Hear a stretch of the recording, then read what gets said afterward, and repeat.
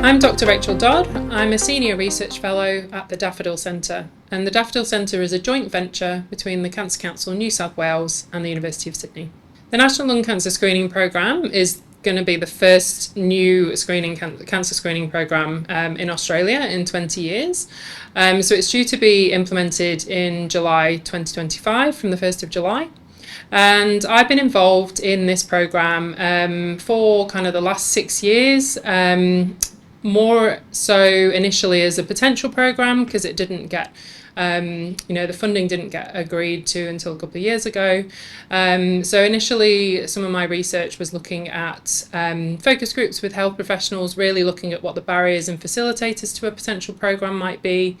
Also, I conducted a systematic review, which was looking at key messages and strategies to build awareness towards a programme, and also the co-design of shared decision-making tools which could be used for people eligible for the programme to help them decide whether screening would be the right thing for them. I was also involved in a scoping review back in 2021-22, which was other commissioned work with Cancer Australia, which was really looking at what tools, materials and resources might be needed if a programme were to be implemented. And then some of the other work that's been done at the Daffodil Centre has included further commission work from Cancer Australia, looking at other risk factors for lung cancer other than smoking. And they also ran a cost-effective analysis for the programme, which all fed into the feasibility report, which led to the decision to implement a programme. We did what's called an environmental scan, so looking online, looking at the other cancer screening programmes that were available around Australia, as well as specifically targeting countries that we knew either had a lung cancer screening programme or had been involved in trials for lung cancer screening before. In the environmental scan, we found that there was 13 provider and 18 consumer-focused resources across Australia, so across the existing cancer screening programmes, so that being bowel, breast and cervical. And we also found an additional 18 sets of lung cancer screening specific resources from the UK, the US, Canada and Singapore. And so using these, we pulled out some of the key messages as either taglines or extended messages that came from those resources, and we really used them to form the initial list of key messages that we then took to workshops with the other consortium partners, so the Lung Foundation Australia, Cancer Council Victoria and the University of Melbourne, and we worked on those messages within those workshops. And from there, we took the messages and also an initial list that we'd made of potential information materials to interviews with the community. So we interviewed 28 members of the community and also 35 members of the health workforce. And really what we wanted to do was go through those key messages, get their initial thoughts on the key messages, what their understanding, particularly for the consumers, was in terms of the key messages that we'd developed for them, and also get thoughts on the list of information materials and whether there was anything potentially that we could have missed. We really wanted to make sure that we got good representation across primary care, because we know that this is going to be a primary care led programme. GPs and practice managers, we wanted to speak with them, especially to find out what materials might be useful in those practices. We also spoke to other health workforce members across the whole screening and assessment pathway. So we had lung cancer specialists, so that included nurses, respiratory physicians, medical oncologists, radiation oncologists. We spoke with radiologists, we spoke with pharmacists, and we spoke with also programme managers of some of the state and territories who might be working in smoking cessation as well.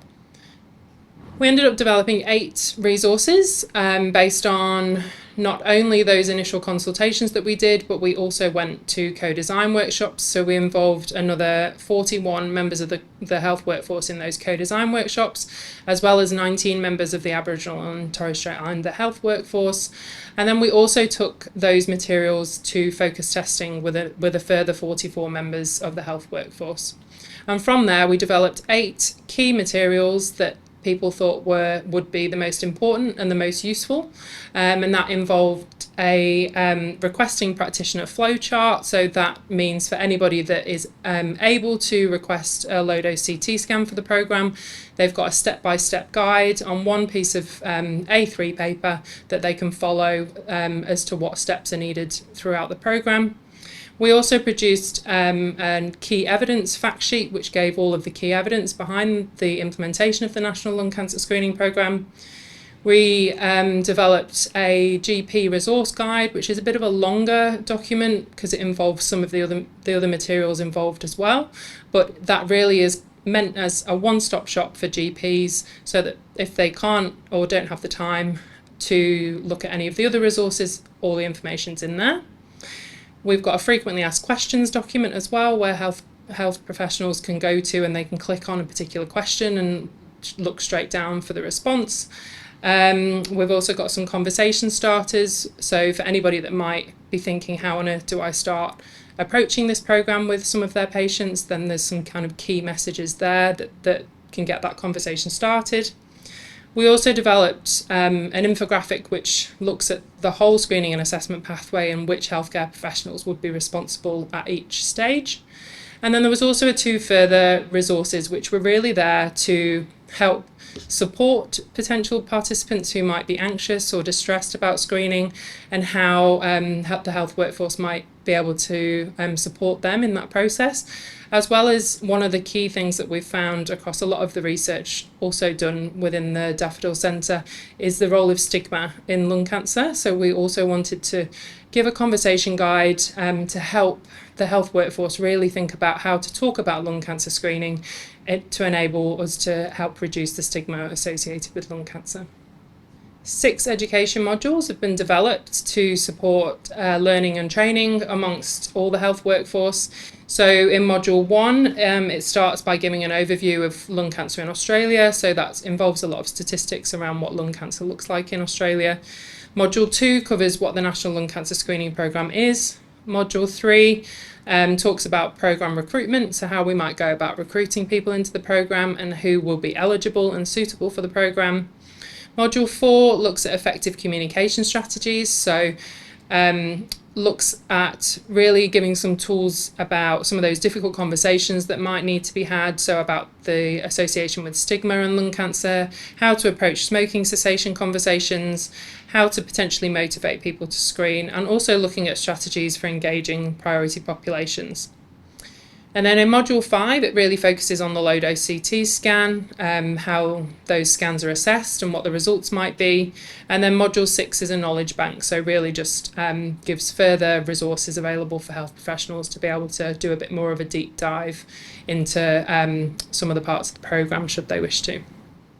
So we hope with the extensive consultations that we've done across those initial consultations, the co-design workshops and the focus testing, that we've developed a suite of information materials and education modules that will really give the health workforce the confidence to implement this new screening programme.